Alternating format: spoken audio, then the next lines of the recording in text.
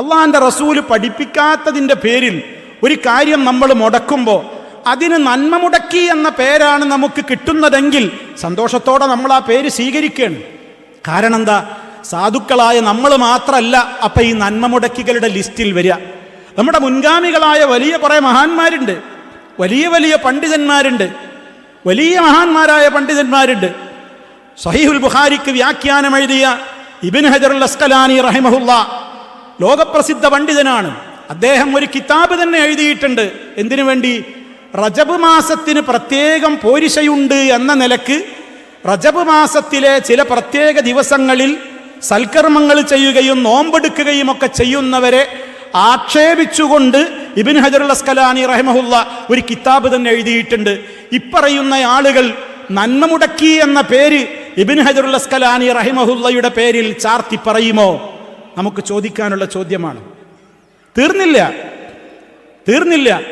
ശഅബാൻ 15-ന് ബറാത്ത് നോമ്പ് എന്ന പേരിൽ ഒരു പ്രത്യേക നോമ്പ് അനുഷ്ഠിക്കുന്നത് തനിച്ച അനാചാരമാണ്, അത് പാടില്ലാത്തതാണ് എന്ന് ഇബ്നു ഹജറുൽ ഹൈത്തമി എന്ന് പറയുന്ന ഷാഫി മദ്ഹബിലെ പണ്ഡിതൻ ഫത്വ നൽകിയിട്ടുണ്ട്. അദ്ദേഹത്തെക്കുറിച്ച് നന്മ മുടക്കി എന്ന് പറയുമോ? ഇമാം നവവി റഹ്മത്തുള്ളാഹി അലൈഹി അദ്ദേഹത്തിൻ്റെ മിൻഹാജുത് ത്വാലിബീൻ എന്ന് പറയുന്ന ഗ്രന്ഥത്തിൻ്റെ ആമുഖത്തിൽ മഹാനവറുകൾ ഒരു കാര്യം പറയുന്നുണ്ട്. ഞാൻ എൻ്റെ ഈ കിതാബിൽ ഉളൂഇൻ്റെ അധ്യായത്തിൽ ഉളൂ എടുക്കുന്ന സമയത്ത് ഓരോ അവയവങ്ങളും കഴുകുന്ന വേളയിൽ ചിലരൊക്കെ ചില ദുആകൾ ചൊല്ലി വരുന്നുണ്ട്. അത് ഞാൻ എൻ്റെ വായനക്കാർക്ക് പരിചയപ്പെടുത്തുന്നില്ല. എൻ്റെ കിതാബിൽ നിന്ന് ഓരോ അവയവങ്ങൾ കഴുകുന്ന വേളയിൽ ചൊല്ലി വരാറുള്ള പ്രാർത്ഥന ഹദഫ്തു, ഞാൻ വെട്ടി മാറ്റിയിരിക്കുന്നു, ഞാനത് ഒഴിവാക്കിയിരിക്കുന്നു. എന്താ കാരണം? ഇത് കാരണം ലാ അസ്ല ലഹു, അതിനെൻ്റെ നേതാവിൻ്റെ സുന്നത്തിൽ ഒരു അസ്ലും ഞാൻ കണ്ടിട്ടില്ല, ഒരടിസ്ഥാനവുമില്ല. പറഞ്ഞത് നിങ്ങൾക്ക് മനസ്സിലായോ? ഉളു എടുക്കുമ്പോൾ നമുക്കാകെ എന്തേ സുന്നത്തുള്ളൂ? ബിസ്മില്ലാഹ് എന്ന് പറഞ്ഞു ഉളു തുടങ്ങുക. പിന്നെ നമുക്ക് ഉളു എടുത്ത് പിന്നെ ഉളു തീരുവോളം പിന്നെ ഒരു ദിക്റും പറയൽ സുന്നത്തില്ല. പിന്നെ ഉളു കഴിഞ്ഞാലാണ് അശ്ഹദു അല്ലാ ഇലാഹ ഇല്ലല്ലാഹ് എന്ന് തുടങ്ങുന്ന ദുആയുള്ളത്. അതല്ലാതെ ഉളൂഇൻ്റെ തുടക്കത്ത് കഴിഞ്ഞ് ഇടയ്ക്ക് നമുക്ക് ഒരു ദുആയും പറയല്ല.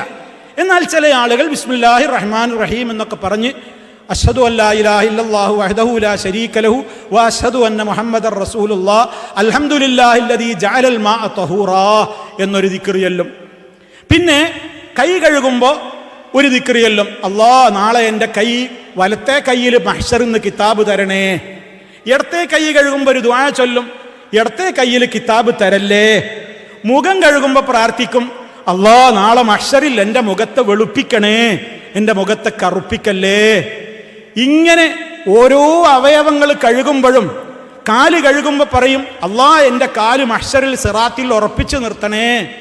ഇങ്ങനെ നല്ല അർത്ഥവത്തായ കുറേ ദുആകൾ ഉളൂഇൻ്റെ ഇടയ്ക്ക് ചൊല്ലുന്ന അങ്ങനെ ചൊല്ലൽ നല്ലതാണെന്ന് എഴുതി വെച്ച പല കിതാബുകളും ഉണ്ട്.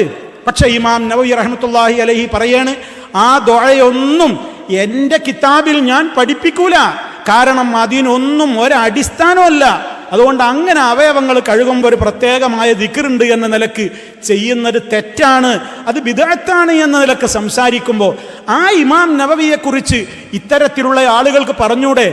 എന്തിനാ നവവി ഇമാമെ നിങ്ങൾ ആൾക്കാർ ചൊല്ലണോര് ചൊല്ലിക്കോട്ടെ, നല്ല അർത്ഥമുള്ള ദുആയല്ലേ, എന്തിനാ ഈ നന്മ മുടക്കണ്?